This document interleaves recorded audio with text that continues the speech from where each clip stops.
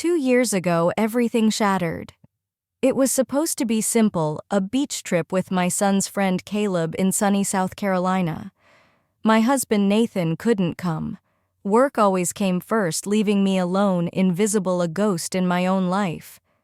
I was used to it, but that day felt different, heavy with something I couldn't name. The sun burned hot as we spread out a blanket on the sand. I lay down, craving a moment's escape from the world's noise, and asked Caleb to rub sunscreen on my back. A simple request, innocent enough, or so I thought. His hand started, careful, hesitant, spreading the lotion across my shoulders. Then I felt it. His touch lingered, sliding lower, deliberate, crossing a line I didn't stop. Why didn't I?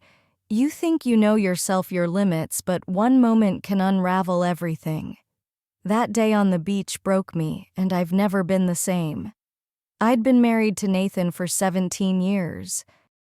To outsiders, we had it all: a charming house, 2 great kids, Sophie and Caleb's friend, my son, who wasn't there that day. But inside it was hollow. Nathan's work consumed him, weekends, late nights, holidays. He said it was for us, for a better future.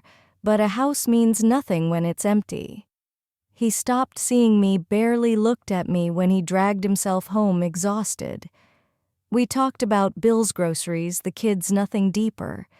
He loved Sophie and his son, but even with them, he was a shadow, present, but gone. I'd sit across from him at dinner, wondering if I was invisible. That morning, Nathan rushed out, suitcase in hand, kissing Sophie's head and sparing me a glance. "Sorry, Clara, work's crazy." "I can't make it," he muttered. I swallowed the lump in my throat, nodded, and told myself it'd be fine. Caleb, 18, tall and lean, with his father's brown eyes, but a softer face, shrugged when I said it was just us. He grabbed his bag and followed me to the car, earbuds and staring out the window like any teenager. I smiled, watching him, struck by how fast he'd grown, how one blink could make him a stranger. Driving to the beach, my mind drifted to Nathan, the way we used to be: late-night movies, impromptu hikes, the way his eyes lit up when he looked at me. Years had passed since I felt that spark, since I felt anything but tired, unseen. At the beach, Caleb helped carry our things to a quiet spot by the water. He set up the umbrella while I spread the blanket. I needed to talk, to feel heard, even if just by him. "Nice to be out here, right?" I said, forcing a smile. He brushed back his hair and nodded. "Yeah, it's cool," he said, voice soft. I lay on the blanket, the sun warming my skin, trying to let go of years of tension. Then I remembered sunscreen. "Caleb, can you help with my back? I can't reach," I said. He paused, then took the bottle. I lay face down, waiting. His hands were gentle at first, cautious, like he was afraid to hurt me, reminding me of when he was younger, holding my hand across the street. "You can press harder," I said, voice low. "It's okay." His touch grew firmer, confident, the warmth of his hands easing me. I closed my eyes, letting myself feel it, savoring a touch I hadn't felt in years. It hurt to realize how much I craved it. Then his hands slid lower, tracing the curve of my back, slow, deliberate. I gasped, mouth opening to speak, but no words came. I told myself it was nothing, that I was imagining things, but I knew better. His hands paused near the blanket's edge, hesitating. I could feel his uncertainty, my own, but I didn't stop him. Instead, I said something I'll regret forever. "It's okay. You can keep going."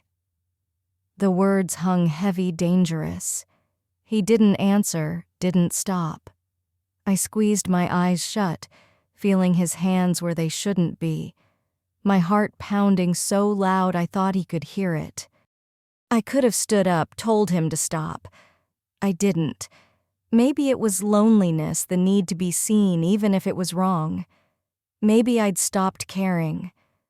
That day on the beach broke something inside me, and nothing's been right since. Everything changed after. Caleb's eyes followed me heavy with something new, something I couldn't unsee. It wasn't fleeting. It lingered relentless. I couldn't look away either. We went home that night acting like nothing happened. I cooked dinner, asked about school, folded laundry late, but my hands shook. His touch, his gaze, the tension, it consumed me. I felt sick for letting it happen, for how it made me feel about my son's friend. Nathan noticed nothing coming home late, tie loose, face worn. He kissed my cheek, a faint gesture of habit, leaving no warmth. Long day, I asked, desperate for connection. He grunted, nodded, and shuffled to the living room as always. His presence made me feel more alone, unseen. That night, beside Nathan snoring, I stared at the ceiling, my mind screaming. Caleb's hands, his eyes, the beach, it wouldn't leave me. I knew it was wrong, knew it had to stop. But a darker, lonelier part of me clung to it, craving touch, attention, visibility. Days passed, and Caleb never spoke of it, but his silence said everything. He didn't pull away. He stayed closer, watching me cook, clean, or sit alone at night. I let it happen, didn't stop him or myself. The next weekend, the house sweltered, Nathan gone again for a last-minute shift. I asked Caleb if he wanted to hit the beach. I don't know why, maybe to clear my head, maybe to test how far I'd go. The drive was quiet, no music, just Caleb staring out the window, his knee bouncing. I tried to speak, but words failed me. The beach was nearly empty, the water clear, a soft breeze on my face. We set up the blanket, and I lay down, eyes closed, pretending everything was fine. But I felt his gaze heavy, undeniable. Later, we used the beach shower to rinse off sand. Caleb went first, water streaming down his back. I watched, then stepped in, letting the cool water hit my skin, standing closer than I should have. His eyes met mine, unreadable surprise, doubt, something else. I spoke without thinking. "You should rinse off fully. It's okay." He hesitated, then complied, shedding his shorts. We stood under the water alone, the air thick with tension. "Help with my back," I said, turning. His hands were careful, but the electricity between us crackled. When his hands reached my waist, I froze, the water drowning out the world. I could have walked away. I didn't. I turned, took his hands, guided them higher, pressing them to me. He didn't resist. What followed was a blur of need, loneliness, something darker I can't name, intense, desperate, wrong in every way. I wanted to stop but couldn't. Didn't want to. After we stood under the water, letting it wash away the evidence but not the truth. He held me tight like no one had in years. I let him. We didn't speak. We dried off, packed up, and left. In the car, I caught his flushed face, his stiff movements, and knew I'd ruined everything. We'd crossed a line we couldn't uncross. Yet for the first time in years, I felt alive. The drive home was suffocating, the air heavy with what we'd done. I felt him still, his hands, his presence, the weight of it all. Caleb stared out the window, face red, lips tight. Then he spoke, voice small. "Clara, what did we do?" My heart raced. I wanted to deny it, change the subject, but there was no escaping it. "I don't know," I said, trembling. "I don't know why." Silence swallowed us until we reached the driveway. The engine died, but we didn't move. Caleb's eyes locked on mine, not with shame or guilt, but want. "How long have you felt like this?" he asked. The question chilled me. "I don't know," I whispered. "Maybe longer than I should." We sat in the dark, the weight of unspoken words suffocating us. I thought it was over, that we'd go inside and pretend. But Caleb had other ideas. He kissed me before I could open the door, slow, trembling, like he feared I'd pull away. I didn't. I kissed him back, reason gone, lost in loneliness and years of being unseen, in the way he looked at me like I was everything. He pulled me close, hands moving like they belonged there. For the first time in years, I felt alive, needed, seen. Nothing else mattered. I don't know how we got inside, only the feel of his hand, the tense silence. Once inside, it spiraled. The dam broke, years of restraint flooding out. After that, Caleb stayed close, finding excuses to touch me, to catch my eye when no one was around. I told myself to stop, that it was wrong, but his gaze mirrored my own emptiness, and I couldn't say no.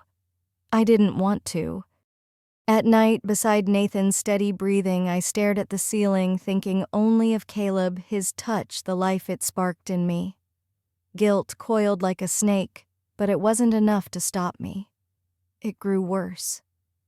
One night, washing dishes while Nathan worked late and Sophie slept, Caleb stood behind me. His gaze burned like it did on the beach. "Careful," I said softly. He didn't back off. He stepped closer, his breath warm on my neck. "I can't stop thinking about you," he said. My heart pounded, threatening to break.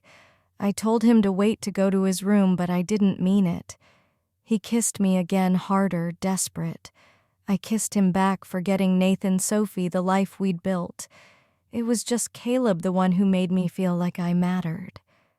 Nothing's been normal since that beach day. Caleb and I broke a rule we can't undo.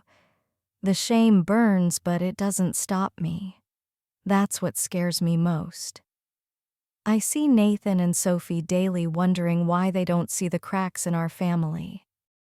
Maybe they're too caught up in their own worlds, or maybe I'm better at hiding.